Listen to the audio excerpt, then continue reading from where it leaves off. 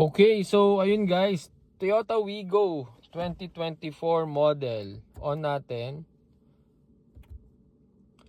So makikita nyo, pagka-on natin, nandiyan yung wrench. Dalhin nyo lang to sa A. So yan yung sa trip, 'di ba? So yan, dalhin nyo lang sa A. 52 odo na pala tayo. Kaya nga pala kasi nung 50k, hindi ko na napansin. So yan, sinabi lang sa akin, ito daw yung wrench. So pagdating mo sa A, i-hold mo natin to mga 10 seconds. 1, 2, 3, 4, 5, 6, 7, 8, 9, 10. Off natin to. 1, 2, 3, 4, 5, 6, 7, 8, 9, 10. On ulit natin. 1, 2, 3, 4, 5, 6, 7, 8, 9, 10. Yun. So kita nyo, nagbi-blink na siya. And mawawala na yan.